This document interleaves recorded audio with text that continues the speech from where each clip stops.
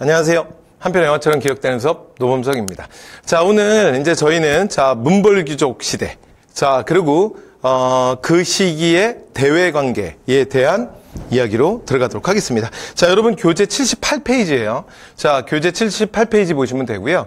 자, 그다음 보통 이제 교과서에서 보통 대외 관계, 그래서 이민족과 항쟁이라는 단원을 보통 이제 따로 모아서 서술하는 경우들이 많이 있습니다. 자, 그런데 저는 실제로 여기 이제 교재를 구성할 때 어떻게 했냐면 그냥 전체적으로 시간의 순서대로 보는 게 나중에 시간 순서 문제 같은 게 나왔을 때도 여러분들이 조금 더 편하게 대응하실 수 있을 것 같아서 그 중간에 정치의 진행 과정에다가 그 시기에 관련된 대외관계까지 함께 진행해 보도록 하겠습니다. 자, 그러면 일단 처음에 문벌귀족이 뭐냐? 그 얘기를 먼저 잠깐만 할게요. 자, 그 얘기만 먼저 시작을 좀 해보면 일단 우리가 고려 시대를 여러 가지로 시대 구분을 할 때 기본적으로 좀 지배계층으로 이렇게 좀 구분을 많이 해요. 그래서 보통은 이제 어떻게 구별하냐면 일단 처음에 고려라는 왕조를 만들었던 그러니까 주체들, 이제 그들을 우리가 뭐라 그러냐면 호족의 시대라고 얘기를 하죠. 그리고 이때는 아직 좀 중앙 집권화되지 않았고, 이 고려라는 왕조는 이제 후삼국 통일 이후에 등장을 했다 하더라도, 그 다음에 각 지역별로, 그러니까 호족들이, 토호들이 그 지역을 좀 이렇게 좀 봉건제처럼 통치하는 그런 것들이 좀 많이 남아있던 시대입니다. 자, 그러다가, 그 다음에 이제 어느 정도 이제 국가의 체제도 좀 갖추고, 좀 지방간 파견도 좀 이루어지고, 자, 중앙에 이제 지방의 중요한 행정 기관도 좀 만들어지고 이렇게 좀 안착되는 시기가 있는데 우리가 보통 이제 이 시기를 고려 중기 보통 이렇게 부르는데요. 자, 그 시기가 바로 문벌귀족의 시대예요. 문벌귀족. 그래서 우리가 지금 할 시대입니다. 자, 그리고 이제 문벌귀족 시대 요 중기를 좀 거치고 나면 이 문벌귀족들은 잠시 후에 말씀드리겠지만 사실은 너무나 많은 권한들을 자기들이 다 독점하고 있었던 아주 보수성이 강했던 시대. 그리고 그 과정에서 어떤 이들의 횡포로 인해서 사회적 모순이 증폭됐어요. 자, 그래서 결국은 무신정변이라는 굉장히 큰 격동기가 일어나게 돼요. 그래서 무신 정권. 그래서 이렇게 크게 세 개씩. 그러니까 여기 무신정권이 고려의 딱 이제 중간이다. 이렇게 생각하시면 될 것 같고요. 그 다음에 우리가 보통 고려 후기라고 얘기하면 바로 권문시족 시대예요. 그래서 권문세족들이 그러니까 가장 기득권 세력이었던. 그래서 지배계층은 시대 구분을 하면 이렇게 한 4개의 시대, 이렇게 4개의 시대 정도로 보시면 될 것 같고요. 그 다음에 이들이 완전히 집권했다라기보다는 그러니까 이제 우리가 다음 강의에서 어차피 이제 공민왕 얘기도 하게 될 건데, 자, 공민왕 시기에 그러니까 이제 좀 정치 세력화돼서 기존에 있었던 여러 가지 이 친원파들, 이 권문세족의 여러 가지 모순을 비판하면서 등장하는 세력이 있는데, 자, 그들을 우리는 뭐라 그러냐면 신진 사대부라고 불러요. 그래서 이제 아무래도 이게 구분이 되다 보니까 이제 이렇게 둘을 우리가 구별하기는 하는데 사실은 이제 고려 시대 구분으로 나누면 이렇게 크게 한 4개의 스테이지 정도로 진행된다라고 보면 될 것 같고요. 그 다음에 신지사대부들이 이제 권력을 잡고 나면 이들은 너무 권력을 잡았던 시기가 짧아. 그리고 이제 바로 이들이 어디로 가냐면 사실은 구세력을 누르고 새로운 시대, 바로 조선 건국의 사실은 이들이 주인공들이 되죠. 그래서 이들이 이제 이성계와 같은 신흥 무인 세력들과 결탁하고 나면 이제 고려라는 왕조를 무너뜨리고 새 시대로 넘어가게 되는 거예요. 자, 그러면서 이제 조선이라는 새 왕조 계창으로 가게 됩니다. 자, 그래서 이렇게 크게 그러니까 고려는 제도사를 빼고 나면 이렇게 크게 한 4개의 스테이지 정도, 그러니까 제도사까지 포함해서 한 5개의 스테이지 정도로 진행된다고 보시면 될 것 같아요. 그러니까 보통 우리가 1번 호족 시기가 있었는데 이 시기가 우리가 일반적으로 뭐라 그러냐면 고려 초기다. 초기. 이런 표현을 쓰고요. 자, 그 다음에 문벌귀족 시기는 중기다. 보통 이런 표현을 많이 써요. 그 다음에 요거에 대한 어떤 하나의 기준이 되는 게 무신집권기고, 그 다음에 권문세족기는 우리가 후기다 이렇게 부릅니다. 그래서 오늘은 우리가 지난 시간에 호족 시기, 그래서 초기에 가장 중요한 그러니까 시스템을 정비하는 3명의 그러니까 출제가 많이 되는 국왕 중에 3명의 국왕에 대한 얘기를 했죠. 그래서 건국과정 얘기랑 그리고 그 다음에 태조, 그 다음에 왕권 강화, 광종, 그 다음에 자 유교정체 실현, 성종 뭐 이런 얘기를 했습니다. 자 그럼 오늘 이제 자 두 번째 자 문벌귀족 시대가 어떤 시대냐, 그리고 그 시대의 특징, 자 그리고 그 시대의 어떤 모순, 그리고 그 시기에 있었던 중기 국왕 중에 여러분들이 기억하셔야 될 만한 왕이, 이름 정도는 그래도 기억해 두시면 좋을 만한 왕이 한 5명 정도 되거든요. 그래서 5명의 중기 국왕을 소개하고요. 자 그다음에 이제 우리는 그 다음 단원 자 무신 정권으로 들어가도록 할 거예요. 그래서 이렇게 1, 2, 3, 4 이렇게 크게 자 그러니까 제도사를 빼고 나면 4개의 스테이지로 구성되어 있습니다. 그래서 우리가 첫 번째 이야기랑 성종 이후에 등장하는 제도사에 대한 이야기 했어요. 그럼 앞으로 고려사는 하나, 둘, 3개 정도 얘기가 남았네요. 자 그리고 여기에 이제 또 하나 굉장히 한능검에서 정말 좋아하는 주제가 뭐냐면, 사실은 고려의 대외항쟁이거든요. 대외항쟁. 그래서 요 대외항쟁 부분은 앞에서 말씀드렸지만 결국 이민족과의 항쟁인데, 그 이민족과의 항쟁 부분은 요 시대에다가 제가 그냥 붙여서 바로 설명을 하도록 하겠습니다. 자, 그러면, 앞으로 이제, 이렇게 우리가 초이국왕 얘기했고, 제도사 했고, 그 다음에, 자, 문벌귀족 시대로 왔는데, 그럼 도대체 문벌귀족이 뭐냐? 그 얘기부터 먼저 좀 해볼게요.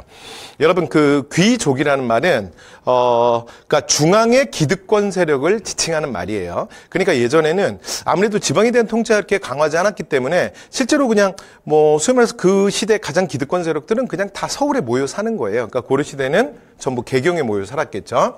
그러니까 개경에 있는 그러니까 고위 관료들이지. 여러 대를 걸친 고관을 배출한 고위 관료들의 가문인데, 이들이 권력을 유지하는 방법은 이제 주로 어떤 방법을 쓰냐면, 이 문벌귀족 시대를, 그러니까 문벌귀족이라고 하는 지배계층은 가장 대표적으로 잘 설명하는 말이 뭐냐면, 이들은 그러니까 가문과 가문을 그룹핑을 하는 거예요. 그러니까 가문과 가문을 이어서 서로 연결해서 서로가 서로의 기득권을 지켜주는 거야. 그런데 그 기득권을 지키는 이렇게 하는 방법이 뭐냐면 바로 혼인관계를 통해서예요. 그래서 가문과 가문을 사실은 혼인관계로 엮는 거죠. 그러니까 가장 대표적인 문벌귀족 그러면 여기 보시는 것처럼 경원이 씨. 그러니까 경원이 씨는 다른 말로 인주 씨라고 합니다. 고려시대 가장 대표적인 문벌귀족 가문이에요. 가장 대표적인 문벌귀족 가문이고, 그 다음에 이 경원은 오늘날에 어디를 지칭하냐면 인천을 지칭하는 말입니다. 그러니까 인천이 씨들이에요. 인천이 씨들. 자, 그리고 이제 옆에 소개하고 있는 경주김 씨. 됐죠? 그래서 김부식으로 대표되는 경주김 씨. 자, 그 다음에 윤관으로 대표되는 파평유 씨. 사실은 파평유 씨도 대단한 가문이죠. 그렇죠? 그래서 고려 시대에도 최고의 문벌귀족 가문이었고 조선 시대에도 최대 사실은 외척 세력이었어요. 그러니까 정말 조금 과하게 얘기하면 진짜 이 땅을 1000년을 지배한 가문이에요. 그래서 여러분도 혹시 지금 강의 보시는 분들 중에 파평유 씨들 계신가요? 사실은 저희 어머니도 파평유 씨인데, 제가 예전에도 어머니한테 한번 이런 말씀 드렸어요. 조금 빨리 태어나지 그랬냐, 이제 이런 말씀 드리긴 했는데, 어쨌든 간에, 자, 윤관으로 대표되는 파평유 씨. 자, 그 다음에, 최충으로 대표되는 해주최 씨. 이런 가문들이 가장 대표적인 문벌귀족 가문입니다.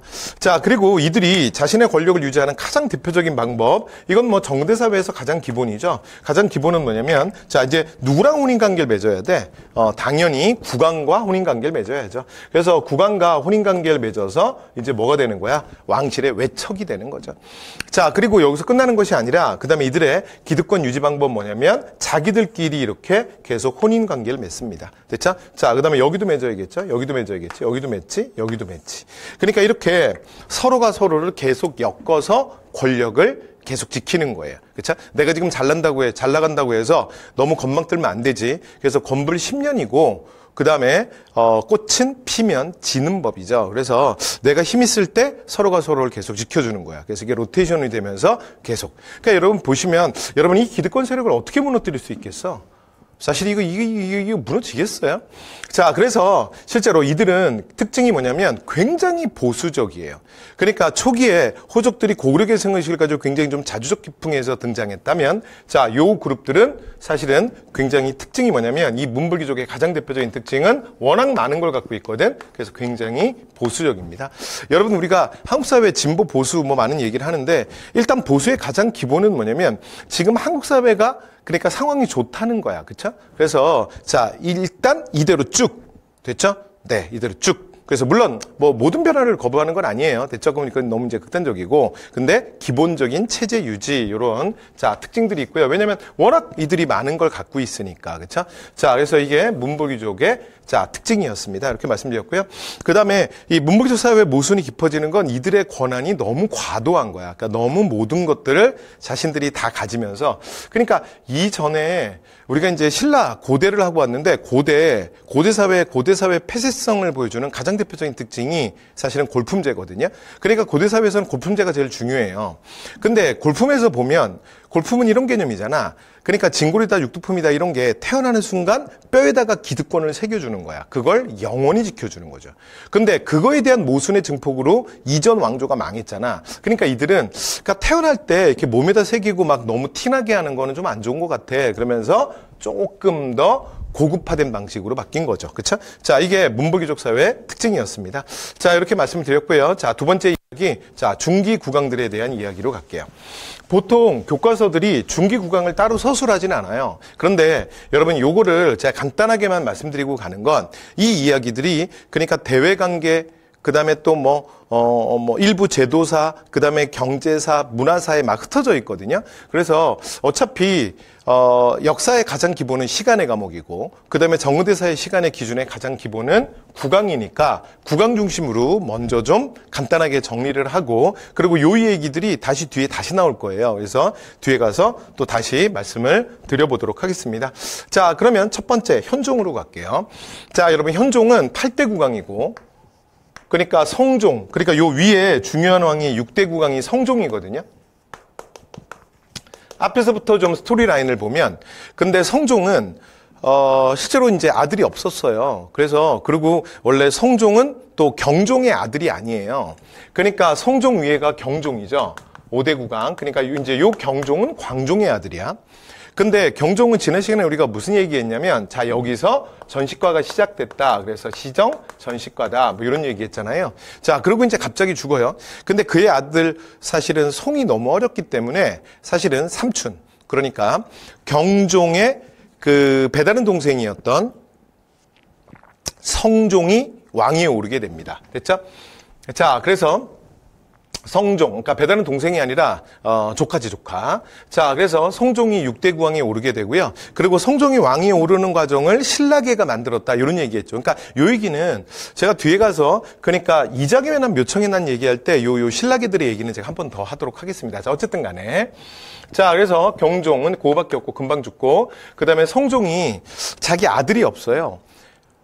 그래서 그 경종의 아들, 그러니까 자기 조카죠. 근데 이게 좀 특별한 사이인 게 경종의 부인, 그러니까 왕후가 누구냐면 헌혜양후인데, 이 헌혜양후가 사실은 성종의 바로 밑에 여동생이에요. 그러니까 같은 어머니 아래, 그러니까 여동생이야. 그러니까 사실은 그 경종의 아들은 자기에게는 조카이기도 하죠.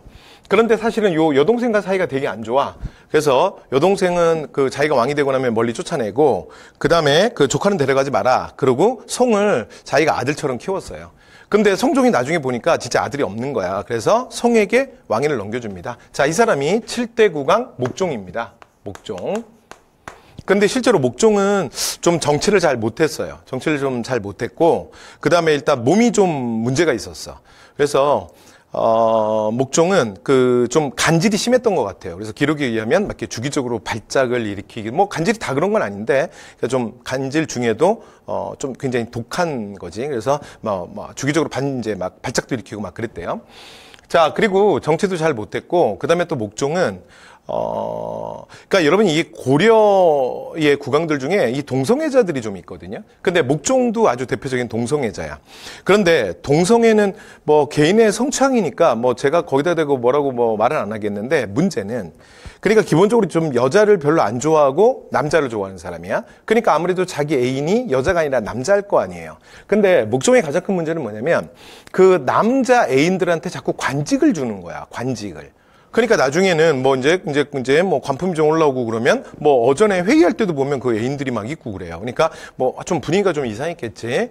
자, 그러다가 나중에 사실은 그 이 목종은 한 게 딱 뭐가 있냐면, 그러니까 이게 이제 경종의 아들이라 그랬죠. 그래서 목종은 그 자기 아버지가 만들었던 전시과를 한번 개편을 합니다. 그래서 이걸 우리가 경제 파트에 가면 바로 할 건데 바꿀 개자를 써서 개정 전시과라 그래요. 됐죠? 그래서 목종은 그냥 한 개 딱 요거밖에 없어요. 그러니까 그냥 편안하게 그냥 보세요. 아버지 전시과, 아들 전시과 끝. 됐죠? 자, 그리고 실제로 정치를 잘 못하다가 강조의 정변으로 쫓겨나게 됩니다. 그래서 강조의 정변. 그래서 강조의 정변으로 쫓겨나게 되는데, 그런데 요 강조의 정변으로 목종은 패위당해요. 그리고 강조가 원래 보호하고 있었던 대량 원군 순을 왕으로 세우는데, 자, 그 사람이 8대 국왕 현종이에요. 그러니까 현종은 실제로 어린 시절에도 굉장히 왕이 계승자 중에 한 명이다 보니까 죽을 고비를 굉장히 많이 넘겨서 막 사찰에 숨어서 살고 막 그랬고요. 그러다가 강조에 의해서 왕이 되자마자 바로 평소에 사실은 그 고려의 대외 관계에 대해서, 그리고 거란을 대하는 태도에 대해서 불만이 많았던, 그러니까 거란이 세운 그래서 거란 요의 공격을 받게 돼요. 이게 2차 침입입니다. 됐죠? 자, 그리고 2차 침입 때 나중에 뒤에 가서 제가 여기 다시 한번 말씀드릴 건데 그냥 스토리만 만들어 놓을 테니까 그냥 일단 한번 들어만 보세요. 자, 이때 개경이 함락당해요. 그러니까 왕이 오르자마자, 그러니까 개경이 함락되고 전라도 나주로 피난 가게 됩니다. 됐죠? 그래서 전라도 나주로 피난을 가는데, 이 피난길을 사실은 이제 현종이 확실하게 본 거야. 그러니까 아직 이 고려라는 왕조가 얼마나 지방 행정 체제가 개판인지. 그러니까 국왕이라는 게 결국은 개경을 벗어나는 순간 국왕이 아니라는 거를 현종이 때 확실하게 느껴요. 그러니까 전라도 나주로 내려가면서 굉장히 많은 죽을 고비를 넘기는데, 그게 거란족이 따라 내려온 게 아니라, 그러니까 그 지방 세력가들 있잖아요. 그쵸? 또는 뭐 지방관을 포함한. 근데 그 지방 세력, 지방관들 뭐 이런 애들이 왕이 내려오니까 오히려 왕을 보호하려고 하는 게 아니라, 왕을 오히려 공격해요. 그러니까 왕이면 많겠네. 야, 한번 털자. 막 이러는 거야. 됐죠? 또는 또 이제 그 중에 지방 세력가들 중에는, 야, 이번 기회에 그냥 왕을 제거하고 내가 새로운 시대 주인공이 돼보면 어쩔까. 그래서 실제로 그 과정에서 현종이 내려가면서 굉장히 많은 죽을 고비를 넘겨요. 그리고 사실은 현종이 나중에 이제 구사일생으로 살아서 개경으로 돌아오게 됩니다. 자, 그래서 우리가 지난 시간에 보면 이 고려만 특이하게 중앙군 중에 국왕의 친위부대, 응양군과 용호군이라는 게 있다 그랬잖아요. 그걸 누가 만드냐면 현종이 만드는 거야. 국왕의 친위부대의 필요성을 느낀 거예요. 그리고 더 중요한 건, 이 지방에 내려갔다가 현종이 많이 죽을 뻔하잖아. 그러면서 현종이 진짜 이를 박박 깔면서 올라오거든요. 그래서 내가 이 지방 놈들 가만 놔두지 않겠다. 그래서 올라와서, 그러니까 지방 시스템을 정비합니다. 됐죠? 그래서 성종 때 기본적인 틀이 만들어지고, 고려는 지방제도가 언제 완성된다? 현종 때 완성돼요. 그래서 오도, 양계, 경기를 기본으로 한 지방 시스템, 이게 확립되는 게 언제다? 현종입니다. 됐죠? 그리고 현종은 정치를 굉장히 잘했던 왕이에요. 2차, 3차 거란의 침입도 다 물리칩니다. 자, 그다음이 이제 문종이에요. 그다음에 요 중간에 왕들은 뭐 덕종과 정종이 있는데 별로 의미 없습니다. 그래서 뭐 둘이 요 시기에 천리장성 쌓았다. 거란의 3차 침입 이후에 그 정도. 자, 그리고 11대 국왕이 중요한데, 여기 11대 국왕이 문종이거든요. 근데 11대인데 공교롭게 딱 11세기 중엽입니다. 그래서 시간선 하나 그냥 말씀드렸고요. 자, 문종기는 우리가 보통 뭐라 그러냐면 대외적으로, 그러니까 앞에 성종과 그러니까 현종 시기에는 거란의 침입을 받았고, 그 다음에 숙종, 예종, 인종 시기에는 여진, 금의 공격을 받거든요. 근데 문종 때는 아무것도 없는 시기야.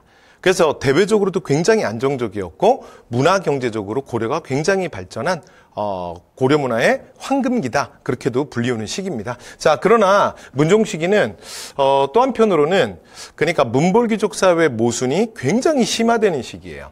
그러니까 문벌귀족 사회의 성립이 성종이라고 한다면 문벌귀족 사회의 심화는 문종이 되는 거야. 됐죠? 자, 그리고 그런 것들을 되게 잘 보여주는 인물이 또 최충이기도 합니다. 자, 그다음 나중에 경제 파트에서 할 얘기인데, 자, 문종 시기에 전시과의 최종판이 완성이 됩니다. 이게 최종이에요. 최종이라서 중요합니다. 그래서 이게 경자가 다시 바꿀 경자예요. 그래서 전시과를 다시 한번 최종적으로 바꿨다. 그래서 이름이 경정전시과입니다. 됐죠? 자, 그다음에 이제 또 하나, 인물 하나, 문종기를 대표하는 인물이 누구냐면 최충이에요. 자, 최충은 당대 최고의 학자야. 그래서 별명이 해동공자였어요. 해동공자. 해동은 우리라는 뜻이죠. 한국, 대한, 뭐 이런 뜻이고. 그러니까 뭐 우리나라의 공자라고 불릴 정도로 당대 최고의 학자였습니다. 그래서 당시에 그 훈고학적, 그러니까 그냥 경전을 그냥 뭐 암송하거나 뭐 그런 거에 사실은 한정돼 있었던 유학에 철학적 기풍을 불어넣은 사람이야. 자, 근데 이 사람이 그 평생을 당대 최고의 학자로서 한림원에 사실은 지공거라는 벼슬을 굉장히 오래 지내요. 지공거는 뭐냐면 오늘날로 말하면 수능, 그러니까 문제 출제위원이에요. 근데 오늘날은 그러니까 수능 문제 출제하고 나면 채점은 기계가 하잖아요. 컴퓨터가 하죠. 자, 그런데 이때는 실제로 이 지공거 출제자들이 채점도 합니다. 그러니까 실제 합격생을 뽑는 데 결정적인 역할을 하는 게 지공거들이에요.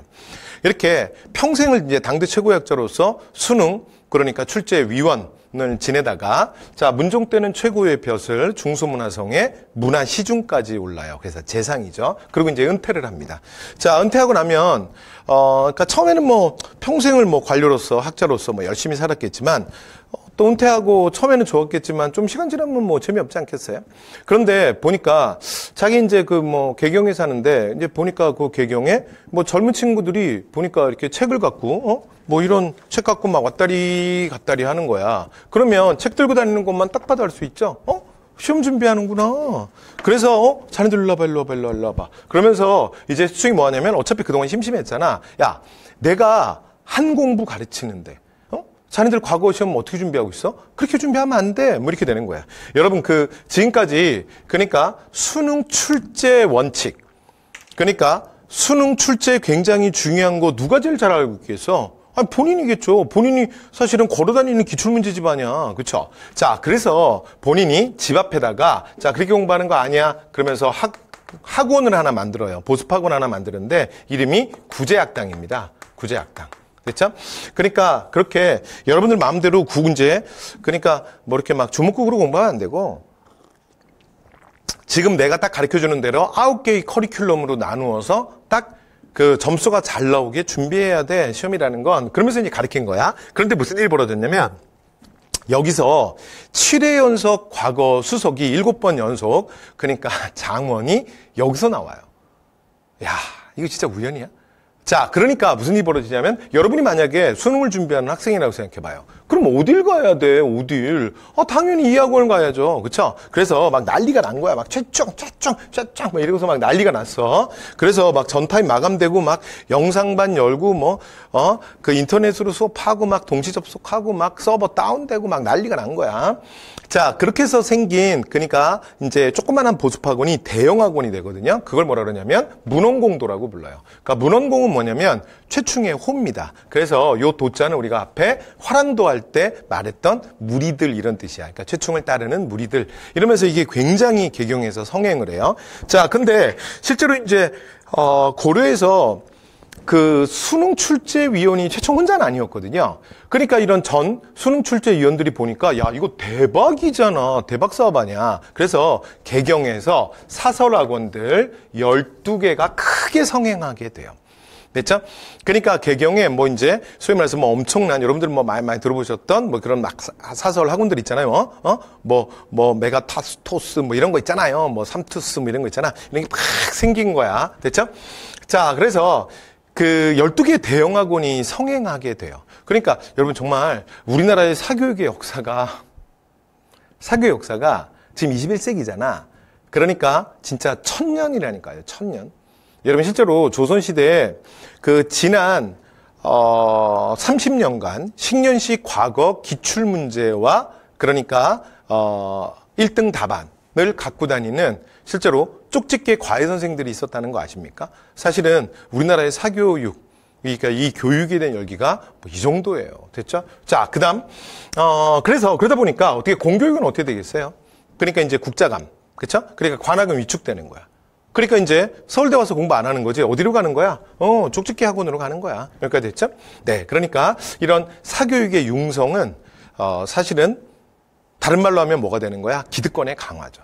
왜냐하면 일반민들은 이런데 사실은 접근하기가 점점점 어려워지고, 그러니까 소위 말해서 공부를 돈으로 하는 거잖아. 그쵸? 그러니까 그들만의 카르텔이 만들어지지. 그래서 오늘날 우리가 대한민국 그럴 때 기득권 세력으로 이런 게 오해하지 마세요. 뭐 특정 지역을 뭐 그렇게 말하는 건 아닌데, 뭐 대표적으로 말하는 게 뭐 강남 기득권 뭐 그런 얘기 하잖아요. 뭐 파락군 뭐 이런 얘기 하잖아. 그래서 오늘날 대한민국의 가장 기득권의 상징 중에 하나가 뭐냐면 대치동 사교육이에요. 그래서 대치동 사교육은 불패야. 됐죠? 네, 그래서 뭐 EBS 낸다고 해서 뭐 대통령 사교육 죽을 것 같아. 자, 어쨌든 간에, 자, 이렇게 기득권, 그러니까 문물기족이 심합니다. 이렇게 말씀드렸고요. 자, 이제 숙종으로 갈게요. 자, 숙종 그러면, 일단, 요거는 이제 이민족과 항쟁에서 제가 요거 다시 나올 얘기인데, 여기서 그냥 한번 해볼게요. 자, 숙종과 예종은 하나 조심하셔야 되는 게, 여기 공통분모가 두 개가 있거든요. 하나가 뭐냐면, 자, 그러니까 여진, 그리고 윤관이에요. 그러니까 이 시대는 둘 다 여진과 항쟁하는 시기인데, 그러니까 고려시대 여진 토벌로 가장 유명한 사람이 윤관이에요. 윤관. 됐죠? 윤관. 됐지? 그러니까 숙종, 예종이 전부, 그러니까, 여진, 윤관이 둘 다 똑같이 있어. 됐죠? 자, 근데 그 중에, 그러니까 윤관이 여진족 토벌을 갔다가, 그러니까 실제로 이제 여진족이 앞에서도 말씀드렸지만 얘네들이 이제 좀 가장 만주 지역에서, 그러니까 솔직히 말해서 이제 완전히 하나의 민족이라고 보기도 좀 그렇고, 그러니까 가장 북방 유목민들이 좀 이제 강성해지면 가장 많이 털렸던 애들이에요. 그러니까 가장 많이 약탈당하고 수탈당하고. 됐죠? 그래서 예전에는 뭐 숙신이라고도 불렸고, 물길이라고도 불렸고, 나중에 고대에 보면 말갈이라고 불리고, 말갈은 또 이제 고구려 밑에 있었죠. 근데 나중에 발해 한 그룹, 구성하는 한 큰 그룹이 되기도 하고. 자, 그리고 그 다음에 나중에 이제 요 시기부터는 이제 그들을 뭐라고 부르냐면 여진이라고 불러요. 그런데 이제 12세기로 넘어오면서, 자, 완예부라는 부족을 중심으로 해서 여진족이 굉장히 강성해져요. 자, 그리고 나면 이제 고려 국경을 자꾸 침범하니까 이대로는 안 되겠다. 그래서 여진족에 대한 대대적인 토벌을 하겠다. 그래서 윤관을 총사령관으로 해서 가는데, 윤관이 거기서 박살이 나요. 됐죠? 자, 그리고 나서 이제 숙종에게 건의해서 저들이 기병인데 우리는 보병이라 저들을 당해낼 수 없다. 그리고 여러분 이제 기병이라는 게 영화 같은 데를 보시면 이렇게 그냥 창 들고 뛰어다니는 보병이 있고, 이 말 타고 막 이렇게 이제 뭐 기병이 있잖아요. 근데 그러니까 여러분들 보실 때는 그러니까 화면상에서는 이렇게 잘 안 보이는데, 이 당시에 기병은 정말 대단한 거야. 그러니까 오늘날로 말하면, 제가 뭐 그 정도까지는 아니겠지만 조금 과장하면 약간 전차 같은 거예요. 탱크. 됐죠? 그러니까 일반 보병들이 기병을 상대하는 거는 사실은 현실적으로 정말 어렵죠. 됐죠? 자, 근데 어쨌든 간에, 그래서 기병 잡는 부대를 따로 만들어야 된다. 우리가 지금 우리의 군 편제로는 도저히 저들을 막을 수 없다. 그래서 윤관이 건의해서 숙종이 만들게 하는 게 별무반이에요. 근데 여기 이제 주의사항이 뭐냐면, 이제 윤관으로 하여금 숙종이 윤관의 건의를 받아서 만들려고 하거든요. 근데 그러고 나서 조금 있다가 숙종이 죽어요. 됐죠? 그리고 이제 그의 바로 아들, 이제 예종이 왕이 오릅니다. 됐죠? 그래서 예종이 왕이 오르는데, 자, 예종 때는 이게 차이가 뭐냐면, 실제로 이제 이 별무반을 준비하고 별무반으로 이제 기병 잡는 부대로 훈련이 좀 된 거야. 그래서 요 부대로 실질적인 여진족 토벌을 해요. 그래서 여진족 근거지에 그러니까 동북 구성을 쌓습니다. 그래서 그냥 별무반이 조직되는 것까지는 숙종이고요. 자, 그 다음에 동북 구성을 쌓는 건 언제다? 예종이다. 이렇게 같이 연결해서 하나 기억해 주시면 될 것 같습니다. 자, 그 다음 숙종의 또 하나 이제 중요한 이제 숙종 시기를 대표하는 굉장히 중요한 인물이 누구냐면 의천이에요.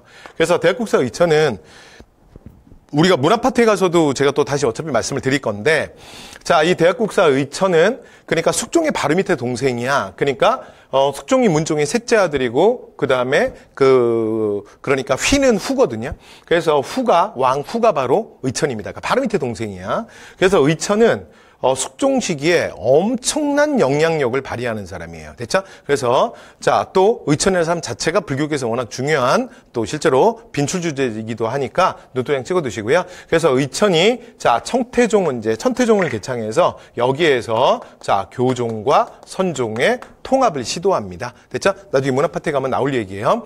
그리고 의천의 건의로 이제 본격적으로 만들어지는 게 뭐냐면 화폐 발행이야. 그래서 요거는 그냥 편안하게 한번 들어만 두세요. 다음번에 이 얘기를 제가 다시 한번 말씀드리도록 하겠습니다. 그래서 숙종 그러면 요거 그냥 입에다 하나 붙이고 가시죠. 숙종은 화폐를 좋아해. 숙종은 화폐를 좋아해. 근데 이것도 다 의천이거니 한 거야. 근데 그래서 숙종이 자, 사만통보, 회동통보, 그 다음에 고액권. 요 고액권을 뭐라 그러냐면 이게 은화거든요. 그래서 은병이라 그랬어요. 은병. 그래서 은병 제자까지 그러니까 굉장히 많은 화폐를 발행해. 이게 누구다? 숙종. 됐죠? 네, 그래서 요거 하나 봐주시고요. 자, 그런데 화폐를 열심히 만들었지만 실제로 유통에는 실패합니다. 왜 그러냐면 이 고려라는 시대가 아직은 그러니까 농업 중심의 자급자족 경제야. 그러니까 실제로 별로 교환할 일이 없죠. 그러니까 여러분 화폐 여러 가지 기능이 있는데 가장 대표적인 기능은 사실은 교환의 편리함이잖아. 교환할 일이 없는데 뭐 화폐를 뭐 쓸 일이 뭐가 있어. 그렇죠? 그래서 유통 안 됩니다. 자, 그래서 이 숙종은 가장 열심히 화폐를 만들었지만 유통엔 실패했다. 그런데 이 숙종의 꿈을 누가 이루어주냐면 조선 숙종이 이루어줍니다. 조선 숙종. 그렇죠? 그래서 조선 숙종 때 무슨 일이 일어나냐면 자, 조선 숙종이 자, 상평통보, 조선 후기 화폐죠. 상평통보를 법화로 제정을 해요. 그러니까 국가 공식 화폐로 지정을 했다는 얘기야. 자, 그리고 두 번째, 자, 전국 유통에 성공하게 됩니다. 됐죠?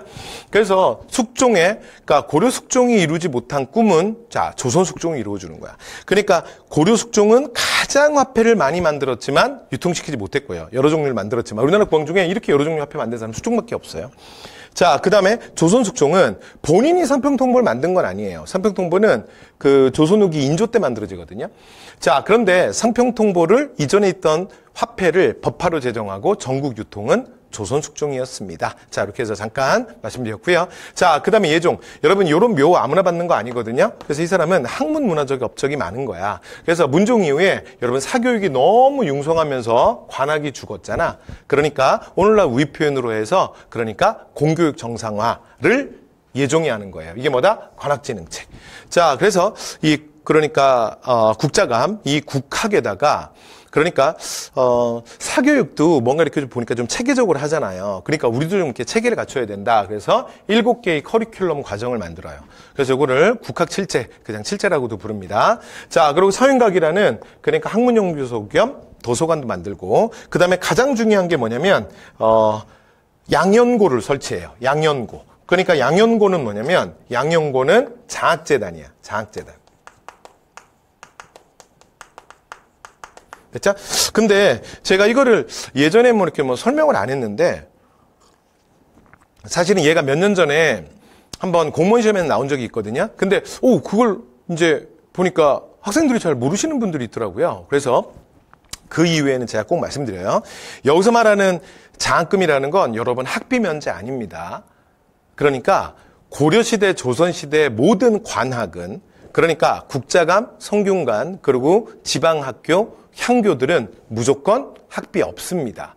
됐죠? 그래서 뭐 저는 개인적으로 왜 서울대랑 국립대학들이 그렇게 저는 등록금 많이 받는지 모르겠어요. 됐죠? 우리 이제 세금으로 걷어서 사실 교육비 뭐 이런 것도 많이 하잖아요. 그렇죠? 그래서 일단 공립대학교, 공립학교들이 사실은 이런 학비를 낮추고 사립대학들을 사실은 압박을 해야지. 근데 어쨌든 간에, 그래서 여러분 학비는 없는 거예요. 그러니까 이건 뭐냐면 월급 주는 거지. 됐죠? 그러니까 추가로. 그러니까 성적 좀 되고 똘똘한 친구들이 그러니까 국자감에 오면, 국학에 오면 그러니까 돈을 받으면서 공부할 수 있는 거야. 그러니까 여러분 이거 가장 확실한 관학진흥책이죠. 자, 이런 것들이 전부 언제 다 예종입니다. 그래서 한번 그냥 들어두시면 될 것 같고요. 자, 마지막이에요. 자, 이런 과정 속에서 이제 문벌귀족 사회 이런 기득권의 강화에 모순이 깊어지면서 그 모순이 터지게 폭발하게 되는데 자, 그 두 사건이 1126년 이자겸의 난과 1135년 묘청의 난입니다. 됐죠? 그래서 인종 때는 요 시기가 제일 중요하고 자, 요 두 사건이 제일 중요하고 관학진흥책은 가볍게 보시면 될 것 같습니다. 자, 그러면 이 이자겸의 난과 묘청의 난을 우리가 조금 더 보고 가야 되거든요. 그래서 인종 때 이 문벌귀족 사회가 어떤 문제에 빠졌는지 좀 잠깐 이자겸의 난, 묘청의 난으로 들어가 보도록 하겠습니다. 자, 그래서 문벌귀족 사회 자, 이제 본격적인 모순의 폭발이야. 그러니까 일단 시간적으로 고려시대사에서 보면 여러분 이자겸의 난이랑 묘청의 난이 그냥 보이잖아요. 그럼 기본적으로 여러분 뭐라고 생각하시면 되냐면 문벌귀족 사회가 이제 아주 맛이 갔구나. 그리고 얘네들이 곧 끝나겠구나. 이렇게 생각하시면 됩니다. 됐죠? 자, 그 다음. 자, 이자겸의 난이에요. 자, 이자겸의 난은 왕의 외척인 이자겸 일파가 정권을 장악한 건데, 이제 인종과 이자겸의 갈등이 깊어져요. 근데 요 사항은 좀 어떻게 되는 거냐면, 간단하게 말씀드리면, 이자겸은 방금 전에 우리가 그 동북구성, 그 다음에 관악진흥책 얘기했던, 그러니까 인종은 예종의 아들이에요. 예종. 됐죠? 그런데 이자겸은 당시에 예종의 외척이었어.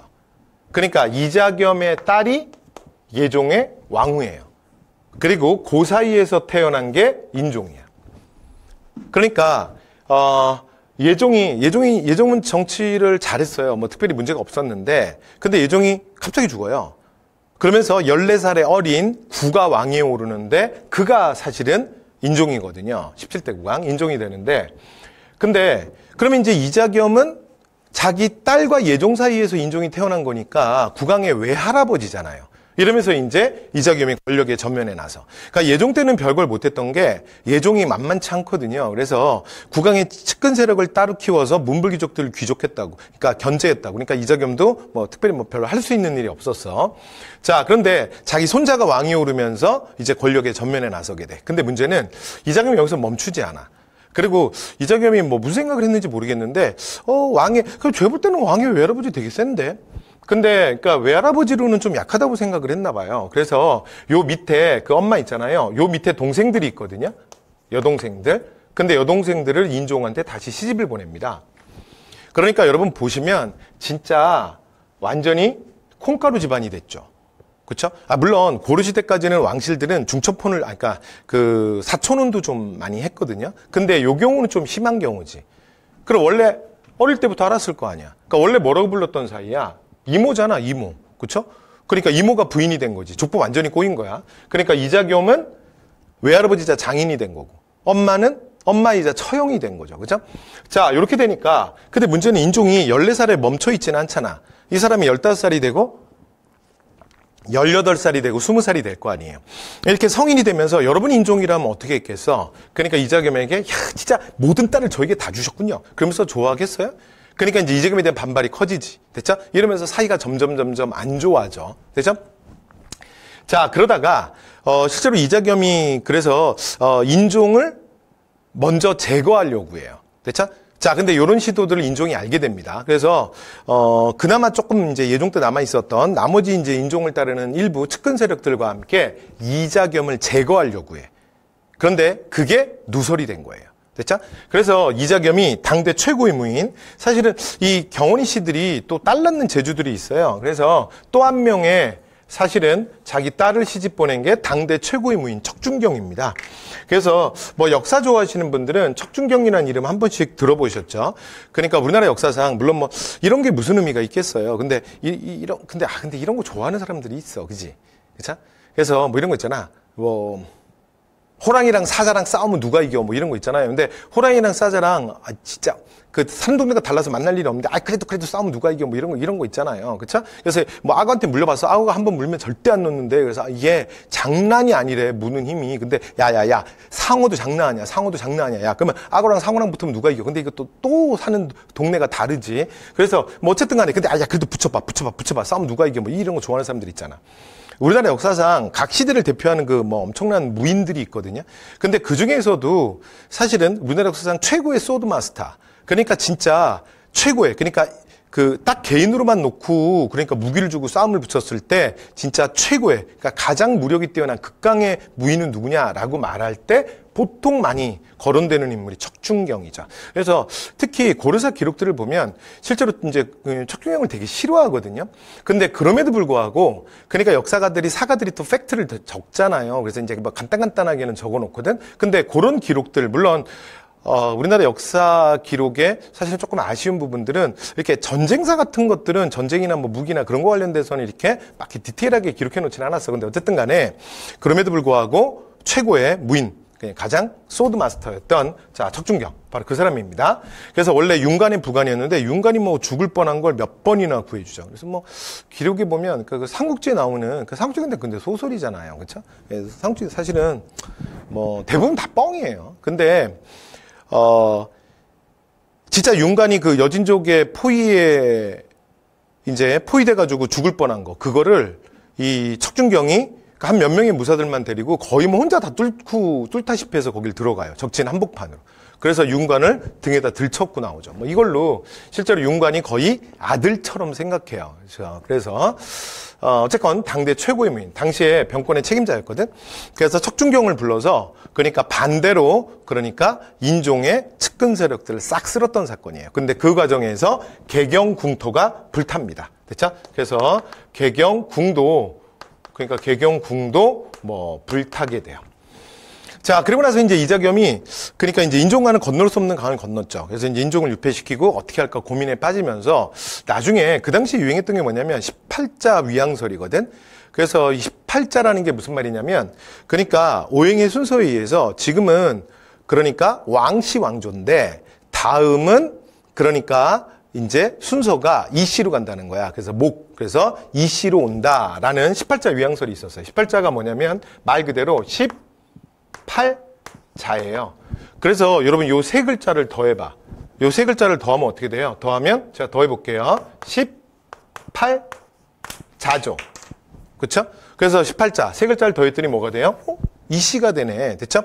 그래서 오행의 순서에 의해서 다음 왕조는 이씨 왕조일 거다. 이제 이런 얘기를 이제 이자겸이 들은 거지.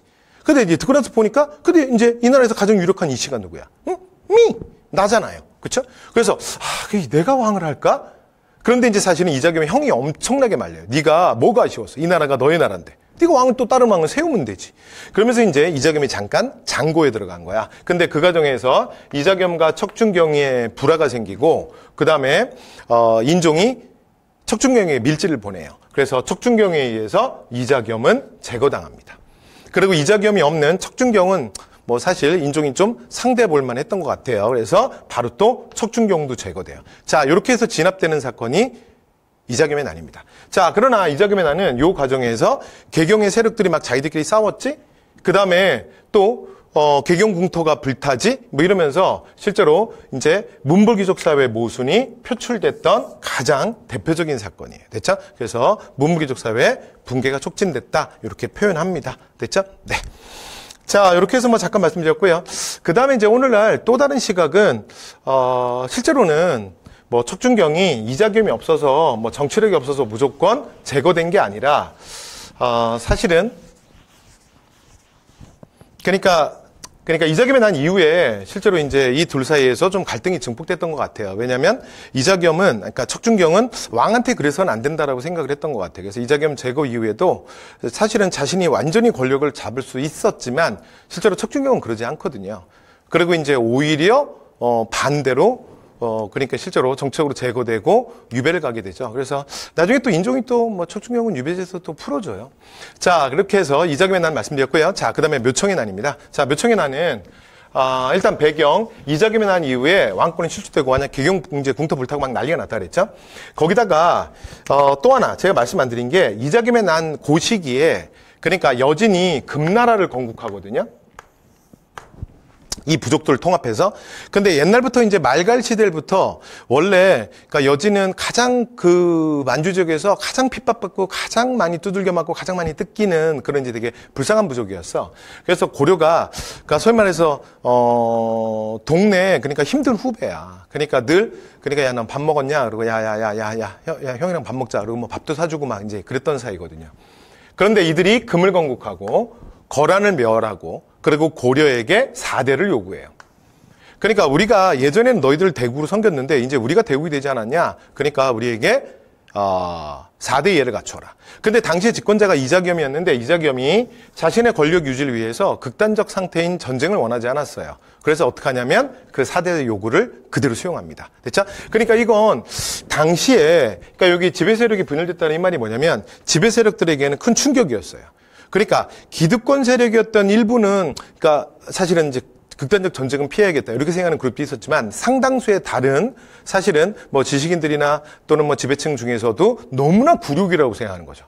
옛날부터 우리 꼬봉이었는데 이제 우리가 그를 주군으로 섬기게 된 거야. 됐죠? 너무나 굴욕적이지. 자, 그 상태에서 터지는 사건이 1135년 묘청의 서영천도 운동이에요. 자, 묘청의 서영천도 운동은 그러니까 일단 표면상에 드러난 건 그래요. 그러니까 이 묘청이라는 사람은 승려입니다. 승려. 근데 승려인데 이 사람이 풍수지리의 대가야. 그러니까 지금 왜 고려가 이렇게 힘든지 아냐. 개경에 땅의 기운이 세서 그렇다. 근데 지금 평양을 보면 땅의 기운이 불처럼 올라오는 대화세야. 그러니까 만약에 고려가 도읍을 그 평양으로 옮긴다면 다시 고려가 불길처럼 올라올 것이다. 그래서 주변에 36개국이 와서 조공을 바치게 될 것이다. 그래서 서경을 천도해야 된다. 이 얘기를 당시에 서경파 관료였던 정지상한테 하고, 그 다음에 정지상은 본인이 서경파였기 때문에 서경 출신이니까 이 얘기 들으니까 너무 좋은 거야. 그래서 인종과 묘청을 만나게 해요. 그런데 인종이 또 이 얘기를 듣고, 왜냐면 이 이자겸의 난, 뭐 궁이 불타고, 그 다음에 막 이런 이제 그 진짜 죽을 고비와 여러 가지 고난을 겪은 왕이잖아. 그러니까 이곳이 지긋지긋하겠죠. 그래서 그럼 서경을 떠나볼까? 그러면서 서경 천도를 결정합니다. 그래서 서경에서 대화궁을 막 이제 이거는 자기들 마음대로 못하죠. 인종이 당연히 허락을 한 거예요. 그래서 서경궁을 짓고 서경의 대화궁이라 그래서 짓고 실제로 이제 천도하겠다고 이 인종은 마음 먹어요. 근데 이때 당시의 기득권 세력이었던 개경의 문불귀족들, 그래서 일명 우리가 뭐라고 부르냐면 자, 개경파라고 부르는데, 그러니까 김부식을 중심으로 한 이 개경파들이 엄청나게 반발하는 거지. 여러분, 만약에 오늘날 그 대한민국이 그러니까 수도 서울, 수도권에 너무 많이 과밀화되어 있는 게 문제잖아. 그래서 만약에 수도를 뭐 대전 쪽으로 옮기자, 또는 뭐 전라도로 옮기자, 또는 무슨 뭐 경상도로 옮기자, 여러분 그거 어떤 대통령이 할 수 있겠어요? 그리고 만약에 한다 하더라도 진짜 엄청난 이사회가 진통을 겪어야 될 거야. 됐죠? 그러니까 수도권에 살고 있는 기득권 세력들, 특히 서울에 살고 있는 기득권 세력들이 가만히 있겠어요? 주요 관청들, 뭐 대학들, 뭐 관공서들 다 빠져나가서 그럼 여기 아파트값 폭락하고 난리가 날 거 아니야. 그렇죠? 자, 그래서 그러니까 개경파들이 엄청나게 반대를 한 거지. 됐죠? 자, 그래서 결국은 요 과정에서 인종이, 근데 대가 센 사람이 못 돼요. 그러니까 서영천도를 처음에 결정했다가, 그러니까 나머지 대신들이 뭐, 그러시면 아니 되옵니다. 불가옵니다. 막 이렇게 하니까 인종이 또 자신의 의지를 꺾어요. 그래서 서경천도를 백제화시킵니다. 됐죠? 자, 그 과정에서 터진 사건이야. 되죠? 자, 그래서 서경파 대 개경파로 나뉘어지게 되는데, 자, 이들이 풍수지리를 내세워서 서경천도를 주장하고, 실제로 대학궁도 건설하고, 그렇게 될 뻔했잖아.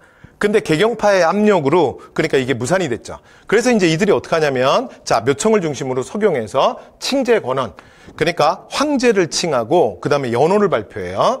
자, 그래서 이때 국호를 뭐라고 하냐면 대위국, 그 다음에 연호를 뭐라 그러냐면 요 밑에 있죠. 자, 그래서 연호를 천계라고 합니다. 됐죠? 자, 이러면서 이들이 이제 서영천도하고 그 다음에 이들이 주장했던 게 우리가 금나라는 4대에 될 나라가 아니라 우리가 정벌해야 된다. 그래서 금국 정벌을 주장하게 돼요. 그런데 요 팀들이 실제로 이 서영파들이 이때 이렇게 태동했던 이유가 뭐냐면 바로 이 사람들이 고구려계예요. 고구려계. 평양을 중심으로 했던. 됐죠?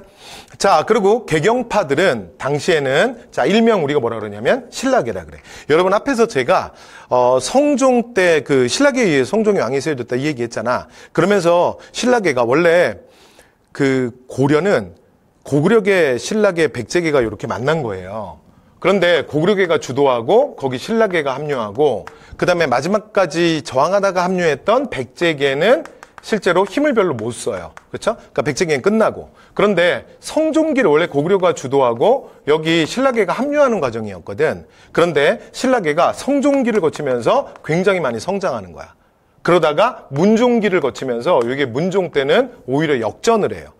그래서 신라계가 더 주도하고 고구려계가 밀리는 거야. 됐죠? 여기에 대해서 고구려계가 불만이 많았는데 문제는 요 시기에 그러니까 시간이 좀 더 지나고 금나라가 4대를 요구했을 때 그러니까 개경의 문불귀족, 신라계들이 그러니까 나약하게 이걸 수용한 거지.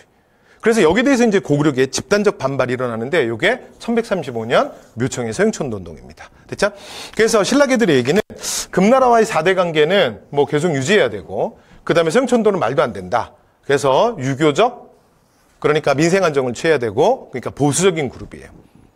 그래서 자, 그 과정에서 결국은 신라계 그러니까 김부식이 이끄는 관군에 의해서 자, 그러니까 묘청의 서경천 돈동은 1년 만에 진압되게 됩니다. 됐죠? 자, 그래서 이 사건은 또 한 번 그러니까 문벌귀족 사회 내부 자 모순이 폭발하는 사건이기도 해요.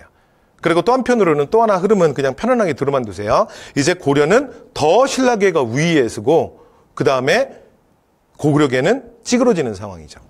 되죠? 자, 그래서 이 1135년 묘청의 송천도 운동을 진압하고 그 다음에 이후에 김부식이 나머지 학자들을 중심으로 역사 편찬에 들어가거든요. 그러면서 1145년에 완성하는 책이 신라 중심의 역사서 삼국사기가 됩니다. 됐죠? 이거 나중에 삼국사기는 저희 문화편에서 또 말씀드리도록 하겠습니다.